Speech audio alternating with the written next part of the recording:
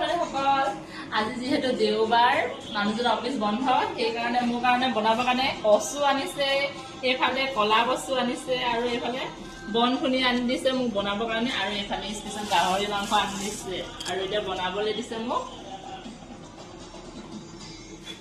এটা আৰু কৰদৈ জলকীয়া আনিছে বজাৰ পৰা এতিয়া কেনি আনি দিছে হেতি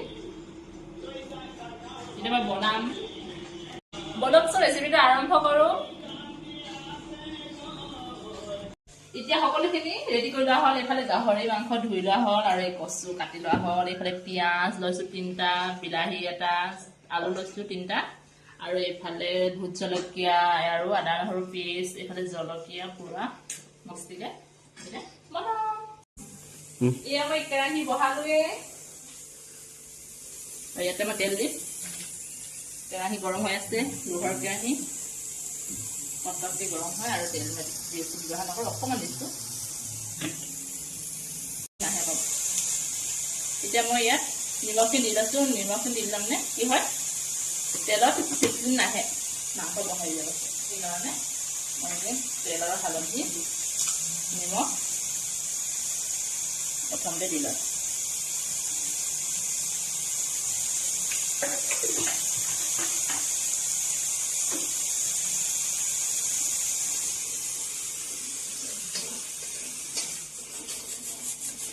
বহাই দিওঁ দেখিছেনে এইটো চিকমি অহা নাই এনেদৰে আপোনালোকে তেল আৰু তেলত নিমখখিনি হালধি দিলে এনেকৈ চিকমি নাহে নহ'লে বহুত চিকমি নাহে মাছ ফ্ৰাই কৰিব এনেদৰে দি ল'ব লাগে তেতিয়া সেইটো চিকমি নাহে ৰান্ধনিখিনিৰ বাবে সহজ হৈ পৰে কিমান তেলৰ চিকমি খাই নহ'ল নহয়নে এনেদৰে দি দিব লাগে ন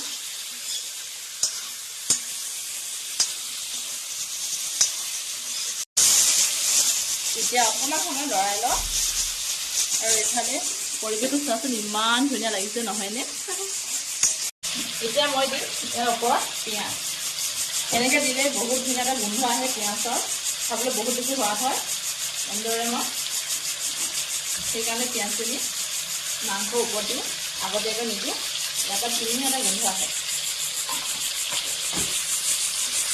এনেদৰে দি দিওঁ এতিয়া লৰাই লৈছোঁ ধুনীয়াকৈ সকলোখিনি ধুনীয়াকৈ এড কৰি লৈছোঁ মাংস আৰু পিঁয়াজ এতিয়া মই এই কচুখিনি ইয়াত দি দিম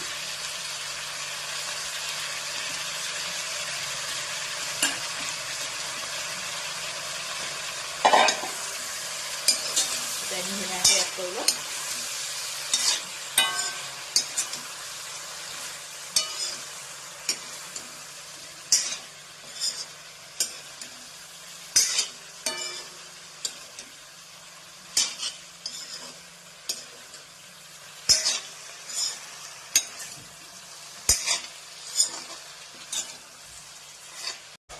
এতিয়া ধুনীয়াকৈ গাঠাখন দি দিম অকণমান হৈ থোৱাৰ পাছত আলু খাইছোঁ এতিয়া মই অলপ সময় আলু আৰু বিলাহীখিনি সিজিবলৈ অকণমান সময় থৈ দিম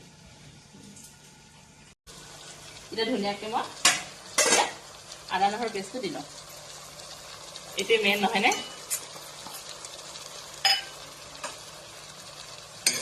মই কি ক'ম আঞ্জাখন নহয় ইমান ধুনীয়া এটা গোন্ধ আহিছে আপোনালোকক আপোনালোকে এবাৰ এনেদৰে বনাই খাই চাব ঘৰত আৰু আপোনাক 3-4 মাৰিবলৈ চাগে উঠি নাযাব কাঁহীখনৰ পৰা মই ক'লোঁ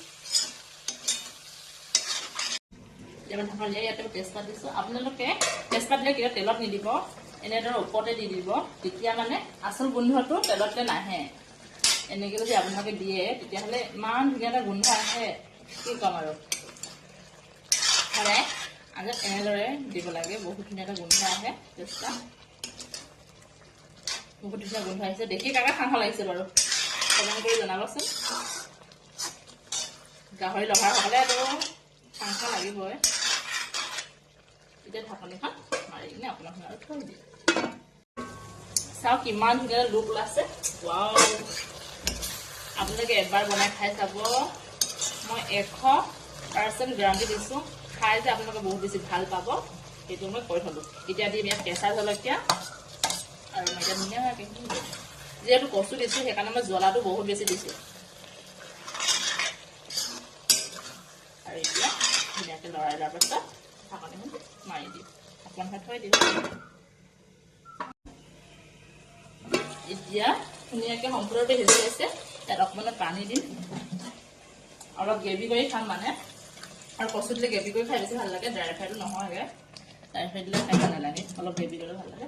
আৰু এতিয়া আমি ঢাকনিখন দি অকণমান উতল আহিবলৈ দিম। এতিয়া ঢাকনিখন উলিয়াই লৈ মই ইয়াত দিম জালুক। এইটোৱে হৈছে মেইন, কচু দিলে এই জালুকটো দিবই লাগে। এতিয়া আৰু এটা বিশেষ সোৱাদ আনে এই জালুকটোৱে, খাই বহুত বেছি ভাল লাগে। ভালটো লাগে বাৰু, তথাপিতো এই জালুকটোৱে বিশেষকৈ সোৱাদ আনে। এতিয়া হৈ গ'ল দিয়া। আৰু এতিয়া মই আৰু অকণমান মই থৈ দিম উতলিবলৈ। এতিয়া ধুনীয়াকৈ আঞ্জাখন হৈ গ'ল। আৰু এতিয়া ইয়াত দিম মই, এয়া হৈছে বন ধনিয়া, আৰু এয়া হৈছে কাঠ দিয়া আছিলে সৰু সৰুকৈ, আৰু এয়া হৈছে ভোট জলকীয়া।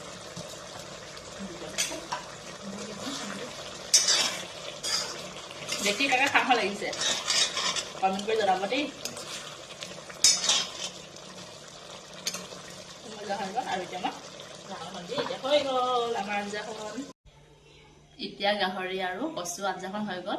এনেদৰে আপোনালোকে ঘৰত বনাই খাই যাব, বহুত বেছি সোৱাদ লাগে। চাওক